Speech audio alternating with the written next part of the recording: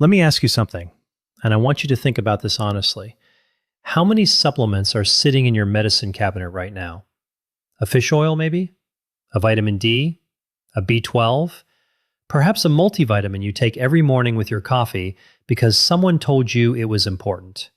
If you're like most Americans over 60, the answer is probably more than 3. And here's the thing, you're not alone.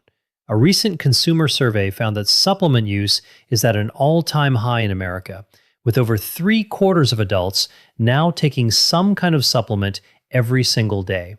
That number keeps climbing. The market is enormous. The shelves are packed. The promises are everywhere. But here is a question nobody is really asking out loud. What if the most powerful things you can do for your health after 60 have nothing to do with a capsule? What if the habits you build, the small, quiet, repeatable things you do every single day, are actually doing more for your energy, your heart, your brain, and your independence than anything you could ever swallow? That is exactly what we are going to talk about today. And if you stick with me to the end, I'm going to share the one habit that researchers are now calling the most underestimated longevity tool of our time. It is not what most people expect. So stay with me. I'm glad you're here on Longevity Insight, where we dig into the real science of aging. Well, not trends, not hype, just what the evidence actually says. If you haven't already, right now is a great time to subscribe and hit that notification bell because we put out content like this every week. There are thousands of people in this community who are choosing to age better, not just longer. You belong here too. Hit subscribe and let's keep going. Now, I want to be clear about something before we dive in. This video is not about telling you to throw away your supplements. Some of them genuinely matter, and your doctor's guidance on that is important. What this is about is a bigger picture. Because after 60, the conversation shifts, the research shifts. What matters most for how you feel, how you move, and how sharp your mind stays, that starts to look very different than it did at 40. And one of the most important things that recent science keeps confirming is this: consistency in daily behavior is a stronger predictor of healthy aging than almost any single supplement or intervention. The habits you build, sleep, movement, food, connection, water, stress, and mental engagement, these are the pillars. Everything else is secondary. So let's walk through all 7 of them because each one has something surprising in it, and they build on each other in ways that might genuinely change how you think about your days. The first habit is sleep, and we need to talk about it differently than most people do. Most of the conversation around sleep focuses on how many hours you get, 7 hours, 8 hours, and so on. But the research coming out of 2025 has completely reframed this conversation, and what it found is remarkable. Several major studies published in the past year found that it is not just the length of your sleep that matters, it is the depth of it. Specifically, a stage called slow wave sleep, which is the deepest phase of your sleep cycle, turned out to be a critical factor in brain health and long-term aging. During this phase, the brain clears out metabolic waste products, regulates inflammation, and does the kind of repair work that keeps cognition sharp over time. The researchers described it, and this is striking, as brain insurance, not just recovery, not just rest, a genuine biological protection against cognitive decline. There was also a growing body of research linking midlife and post-midlife sleep quality directly to Alzheimer's risk decades later. Not sleep quantity, sleep quality. The architecture of your sleep.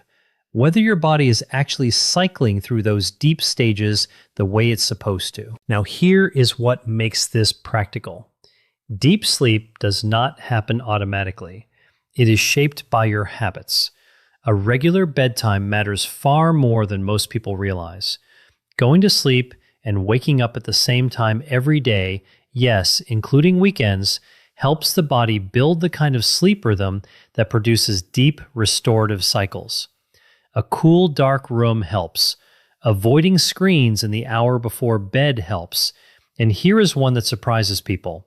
Limiting alcohol in the evening is one of the most reliable ways to protect deep sleep. Alcohol may help you fall asleep, but it actively suppresses that slow wave stage your brain needs most. After 60, the body's natural sleep architecture changes. It becomes easier to lose deep sleep and harder to get it back. That means the habits around sleep matter even more than they did before. This is not about sleeping more, it is about sleeping better. And you can start that tonight. The second habit is movement. And I want to take this slowly because there is a gap between what people believe about exercise and what the research actually shows for people over 60. A landmark 2024 study from Harvard Medical School tracked 25,000 participants using continuous activity monitors and found something that turned traditional fitness advice on its head. People who engaged in just 7 minutes of structured movement in the morning experienced health benefits comparable to those doing much longer workouts. 7 minutes. That was not a typo. But more important than any single study is the broader picture of what physical activity does for people in this age group. A comprehensive global review published in 2025 summarized decades of research and concluded that exercise programs for older adults can decrease systemic inflammation, improve muscle function and functional capacity, and possibly delay some cognitive decline. Not slow it, possibly delay it. That is a powerful statement. There is also the issue of independence. Muscle loss, called sarcopenia, accelerates after 60. The rate of that loss is directly influenced by how much you move. Strength and resistance exercises are not just about fitness, they are about staying able to carry groceries, get up from a chair, maintain balance, live in your own home on your own terms. That is not a small thing. That is everything. And there is another dimension here that connects to a later habit. Research consistently confirms that social connection is its own longevity booster. So a walking group or a group fitness class gives you what one researcher called a 2-for-1 benefit. You are moving your body and strengthening social bonds at the same time. The message is not that you need to become an athlete. The message is that consistent daily movement, a walk around the block, gentle stretching, chair exercises, is one of the most powerful things you can do for every system in your body. Joints, heart, brain, muscles, mood. All of it responds to movement, and all of it suffers from stillness. The third habit is what you eat, but we are not going to spend this time talking about specific diets or giving you a food list. What the research from 2025 actually highlighted is something more fundamental, and it changes the conversation entirely. Large observational studies published last year connected ultra-processed food intake with accelerated biological aging. And here's the key part: independent of calories or body mass index. That means this was not simply about weight. It was not just about how many calories you were eating. The quality of the food itself appeared to directly influence the aging process at the cellular level. The researchers put it plainly, it is not just about weight control. Food quality appears to directly influence aging biology. This matters enormously for people over 60 because the body becomes less efficient at processing nutrient-poor food as we age. Inflammation rises, recovery slows, the immune system is more sensitive to what it is fed, and nutrient deficiencies become more common not because people are eating less, but because the foods they eat contain fewer of the things the body actually needs. What this points toward is not a trendy diet. It is a practical shift toward eating more whole, recognizable food.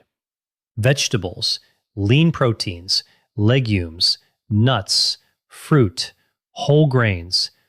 Not because someone on social media told you to, but because the biological evidence now clearly shows that these foods reduce inflammation, support the gut, and preserve the kind of cellular function that keeps you feeling well and thinking clearly. Extreme restriction is not the answer either. The research on severe caloric restriction has lost momentum, particularly for this age group. Balance and quality, practiced consistently, is what the evidence supports. The fourth habit is hydration, and this one is more fascinating than most people expect. The brain is made up of somewhere between 60 and 80% water. That should tell you something.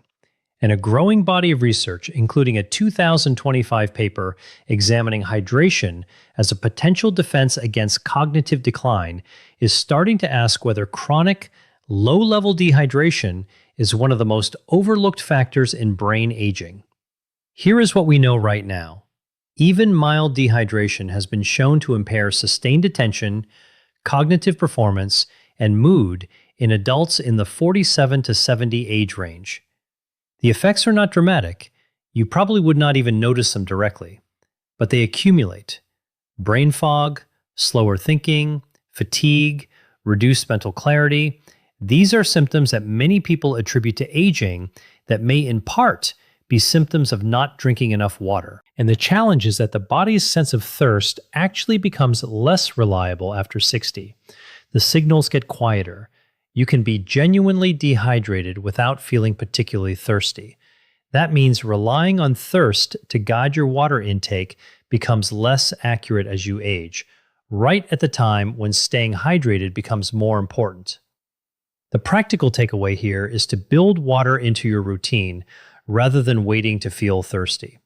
A glass of water in the morning before coffee, a glass before each meal, carrying something to drink throughout the day. These are not complicated changes, but they are the kind of consistent habit that keeps the brain and body running the way they are supposed to. The fifth habit is stress management, and I want to be direct here because this one tends to get treated as soft or optional. It is neither. Chronic stress in older adults is not just uncomfortable, it is physiologically damaging. Elevated cortisol, the primary stress hormone, when it stays high over time, contributes to inflammation throughout the body. It affects the heart, it affects immune function, it affects sleep, which connects back to everything we talked about earlier. The systems in the body do not operate in isolation. They influence each other constantly, and chronic stress sits at the center of many of the things that accelerate aging. What researchers are increasingly focused on is not dramatic stress events, but the quiet, ongoing, low-grade stress that many people live with every day and simply accept as normal. Financial worry, loneliness, feeling purposeless after retirement, health anxiety.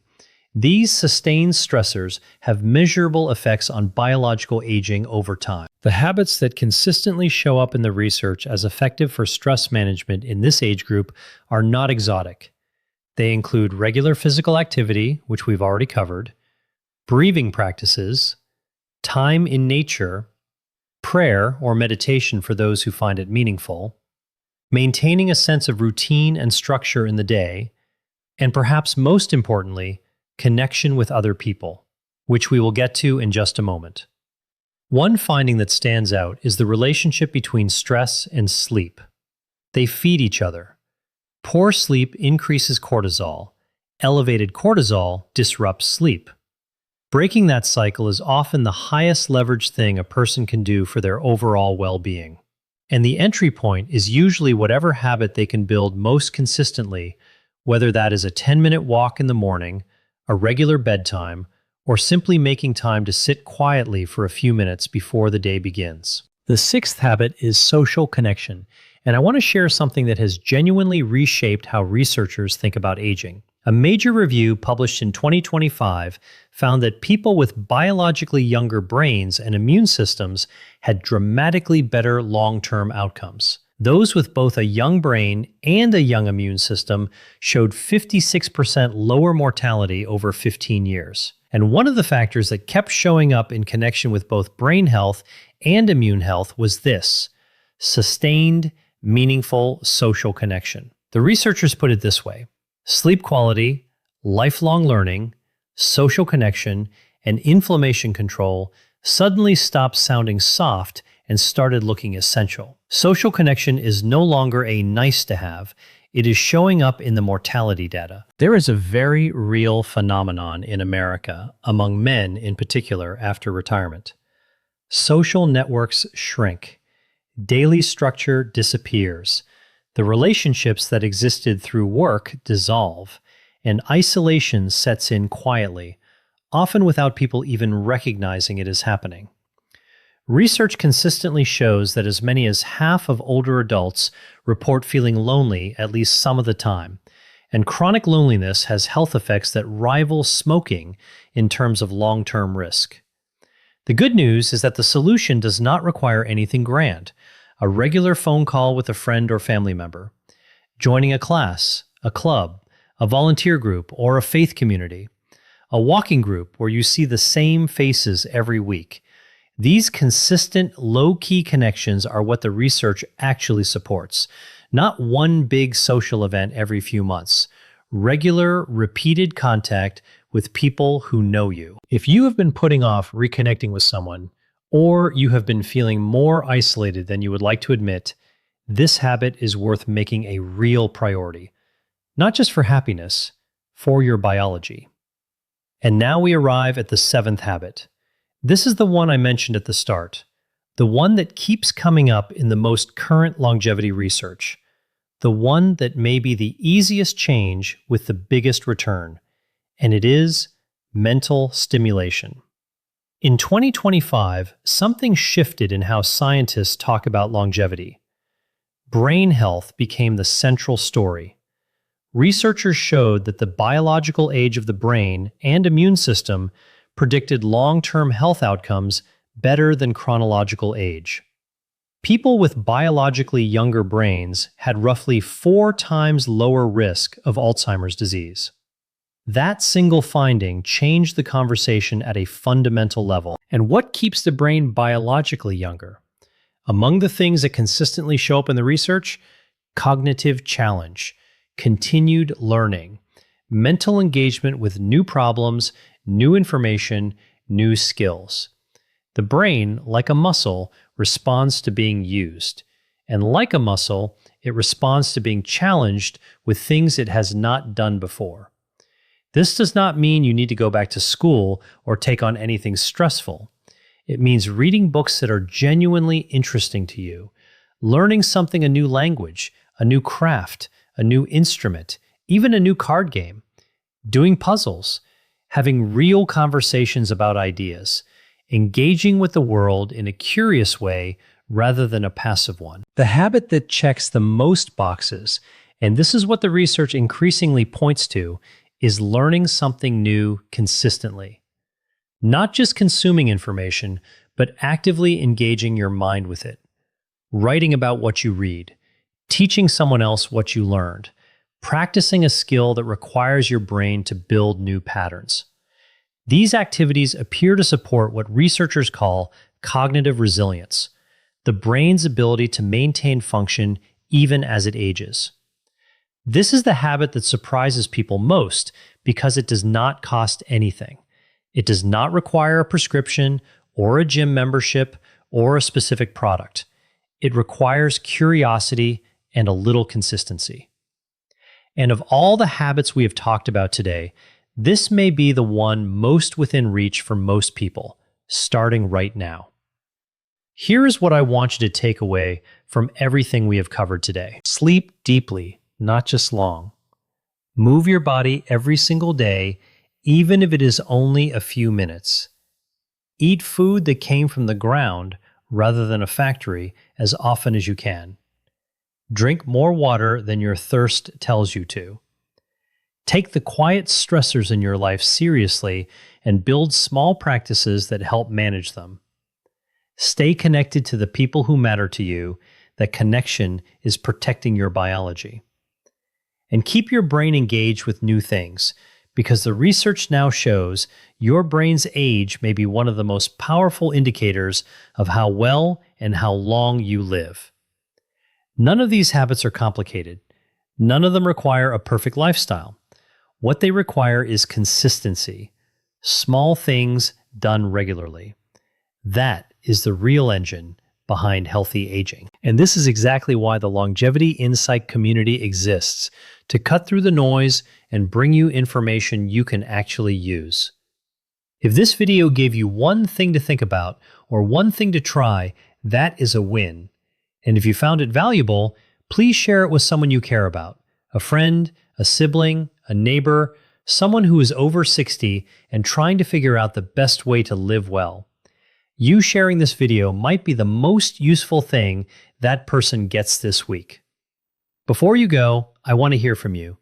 Drop a comment below and tell me, which of these 7 habits do you think you are already doing well, and which one do you want to work on? I read every comment on this channel, and your answer might inspire the next video. And if you are watching this and you are not yet subscribed to Longevity Insight, this is the moment. We cover aging, brain health, movement, nutrition, and the real science of living better for longer. Every week. Hit subscribe, and we will keep this going together.